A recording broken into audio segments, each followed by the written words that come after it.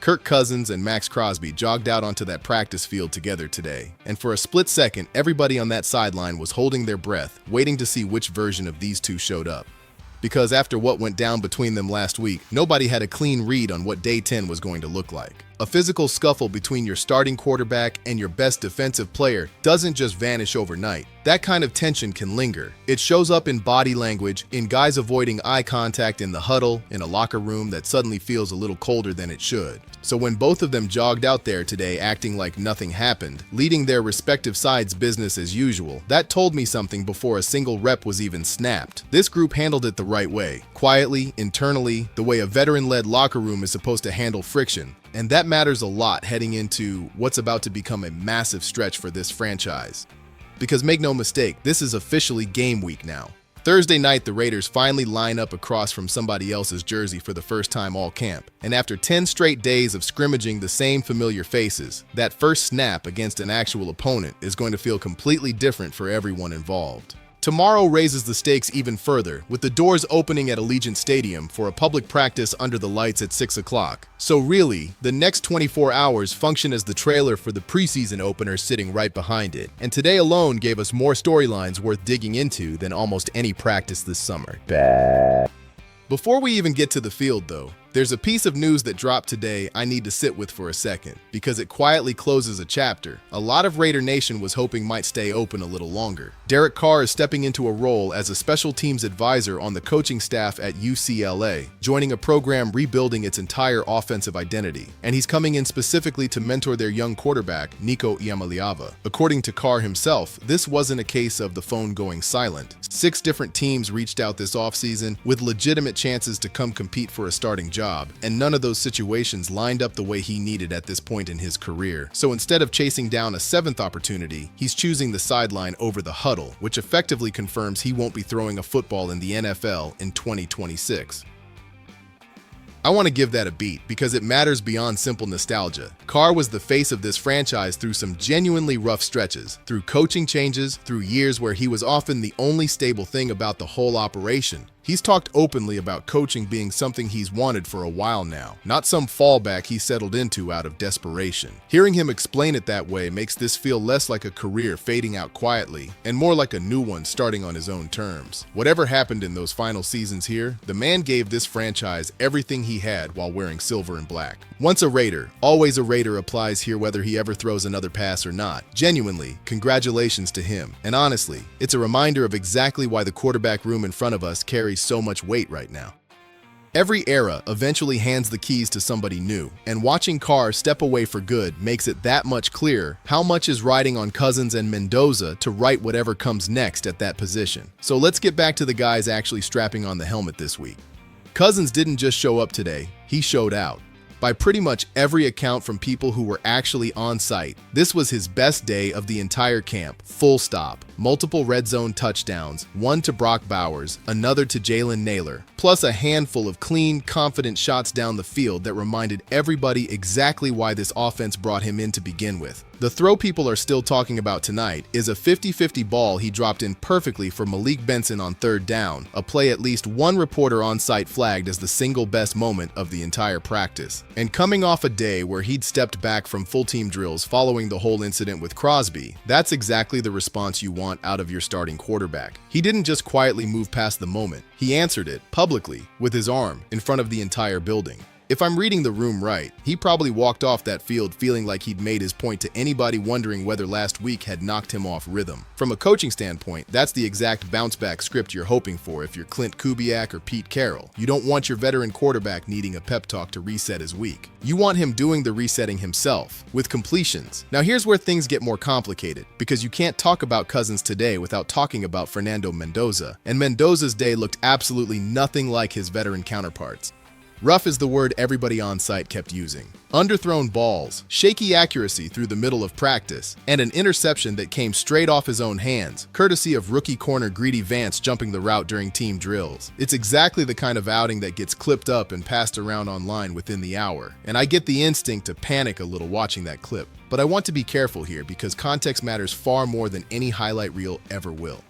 This coaching staff has said it themselves, more than once, publicly, that they would rather Mendoza make these exact mistakes now, in August against his own defense, than in October against an opponent who can actually make him pay for it on a scoreboard that counts. The real value isn't in the clean rep. It rarely is for a young quarterback still developing. It's in how he responds to the bad one, how fast he resets mentally, whether the very next throw looks scared and tentative or decisive and confident. And this isn't even the first rocky practice he's had this camp. Last time he hit a wall like this one, he came back the very next day, looking like a completely different quarterback, sharper reads, cleaner footwork, better overall timing. So no, I'm not sounding any alarms off one shaky session, and based on everything coming out of that building, I don't think the coaching staff is either. What I am watching closely is tomorrow, because tomorrow isn't a normal practice day. It's an open workout at Allegiant Stadium, in front of actual paying fans under real stadium lighting, with a crowd reacting out loud to literally every throw he makes. That's a fundamentally different kind of pressure than reps in front of coaches and a handful of credentialed reporters, and how a young quarterback handles that atmosphere tells you something a closed, quiet practice simply never can. I'm not expecting some scripted mock game out of it. That would honestly catch me off guard. But I do want to see poise. I want to see him command that huddle and refuse to let one errant throw snowball into 3 more. That's a completely realistic bar for where he sits developmentally right now, and it sets up perfectly for his first real look in a preseason uniform Thursday night, which might end up being the single most important data point of his entire summer. If he can walk into a loud, unfamiliar environment and still operate clean, that tells the front office something no amount of practice tape ever could. While we're still on offense, let's not undersell what Brock Bowers keeps doing out there, because at a certain point, you genuinely run out of new ways to describe the obvious. He's must-watch every single day on that field, and his chemistry with Cousins keeps compounding rep after rep, capped off today with yet another touchdown connection between the two of them. That's not just good practice tape to file away. That's a foundation this entire passing game is going to lean on heavily once games actually start counting, and it's exactly the kind of relationship that gives a quarterback real confidence in the biggest moments of a season. And then there's Malik Benson, who I genuinely think is quietly putting together one of the more important camps on this entire roster. He's been stacking contested catch after contested catch, the kind of grimy, low-percentage grabs that separate a guy who's just fast from a guy who's actually a football player. Right now, it looks like he's claimed that third receiver spot outright, and if that holds through the rest of preseason, that's a legitimate weapon added to this passing attack that maybe wasn't guaranteed heading into camp. For a coaching staff trying to build layers behind Bowers, that kind of emerging reliability at receiver 3 genuinely changes what they're comfortable calling on third down. Now let's flip over to the defensive front, because there's a name you need locked in if you aren't already, and that name is Tonka Hemingway. He has quietly been one of the most consistent stories of this entire camp, and today was no exception. Reports out of practice have him repeatedly blowing up the pocket, collapsing plays before they even have a chance to develop, and he capped it off today with a sack on Cousins during a red zone period, which is genuinely not nothing against a starting quarterback in a compressed field situation. What really stands out to me is who he's practicing with. Hemingway has been taking every one of his reps with the first-team defense, rotating in that top group alongside Maxx Crosby and Quentin Payback, while other interior guys like Adam Butler, Jonah Ellis, Byron Jones, and Thomas Booker split second-team work among themselves. That's not a small detail buried in a notebook somewhere. When a coaching staff commits a guy to first-team snaps for the entirety of camp, that's them telling you exactly how they view him on this roster. No press conference necessary. Thomas Booker had a strong day of his own, too, so this interior is genuinely starting to look deeper than a lot of people expected heading into the summer. But Hemingway specifically is a guy I'm circling hard for Thursday night, because a strong preseason debut could cement a role that, right now, technically still has to be earned on paper. Roster spots at the bottom of a depth chart get decided in exhibitions like this one, not in practice periods nobody outside the building ever sees. A padded live setting either confirms everything camp has been showing us about Hemingway, or it doesn't, and coaches take detailed notes on both outcomes once final cuts start rolling around. Before we move into the secondary, a quick roster note, because injuries always matter this time of year, even when they're not remotely dramatic. Dante Thornton, Carter Runan, and Caleb Rogers were all held out of today's session, with Rogers sidelined specifically after leaving Saturday's practice early, nothing being described internally as serious, more a coaching staff choosing caution over unnecessary risk with guys who don't have anything left to prove in a padless August practice. Quinton Payback returned to work today, which is a real positive, and Con Crawford was back out there as well, though still in the no-contact red jersey, which tells you the staff is easing him back in carefully, rather than throwing him straight into full-speed team periods. Now, the secondary, and honestly, this might be my favorite storyline quietly brewing inside this camp. This is a young group still figuring out its identity, but the flashes have been consistent enough that I want to keep flagging these names now, before the regular season forces everybody to learn them all at once. Greedy Vance picked off Mendoza today, his second interception of the entire camp, and if you've been watching him as closely as I have, you know this isn't some fluke. He's been around the football constantly, sometimes getting his hands on passes he doesn't quite finish cleanly, which usually means the technique is close and the results are about to start catching up to the flashes. He's turning into a genuinely sneaky problem for opposing quarterbacks in that secondary, and I don't see that trend slowing down anytime soon. Then there's Jam McCoy, who finally spoke to the media for the first time since getting drafted, and it was worth the wait to hear it. He made it pretty clear that dropping all the way to the 4th round left a real mark on him, and honestly, most people around the league seem to agree he had first-round talent sitting right there on tape.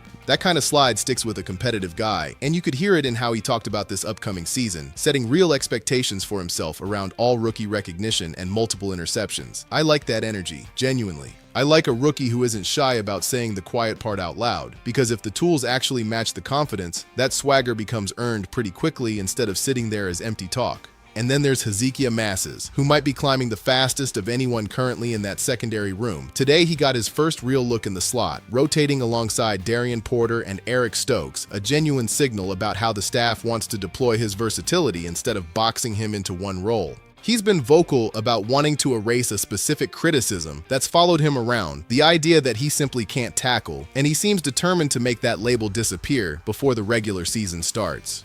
What stood out most listening to him talk about it wasn't just the physicality piece, it was the gratitude underneath it, crediting his faith and his teammates for pushing him every day and calling this opportunity something that still feels unreal to him. That's the kind of mindset that tends to translate once the lights actually come on Thursday. And that's really the thread tying this whole secondary together right now. McCoy, Masses, and a handful of others in that room all carry some version of the same chip on their shoulder. Guys who felt like their names should have been called earlier than they were on draft weekend and are now using Las Vegas as the place to settle that score on tape. If even half of them develop the way this camp is currently suggesting they might, this young defensive backfield could genuinely become a real problem for opposing offenses within a couple of seasons. And that's not something I say lightly about a group this unproven heading into their first professional snaps.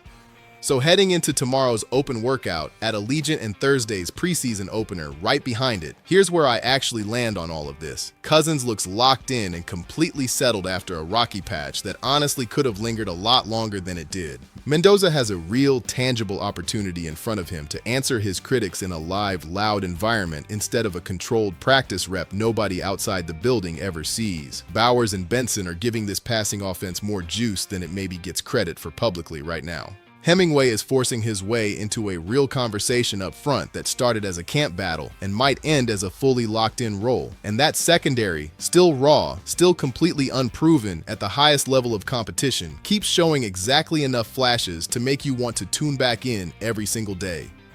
10 days into camp, this roster is finally starting to reveal its actual personality, and Thursday night is going to tell us a whole lot more about which of these storylines are real and which ones were just August noise dressed up as something bigger than it actually is. That's the part of this stretch of the calendar I love the most. Practice reports give you clues, sure, but they're still filtered through whoever happened to be standing on that field watching that particular day. Preseason strips all of that away completely. Pads on, lights on, a scoreboard that actually counts, reps against somebody else's colors instead of teammates who already know every tendency in the playbook. Cousins gets to prove his rhythm today carries over past a scripted period. Mendoza gets his first real shot at answering doubt with something other than tomorrow's practice reps. Hemingway gets to show whether those first-team snaps translate the moment the whistle actually means something. And that young secondary finally gets thrown out there against a real opposing offense for the first time.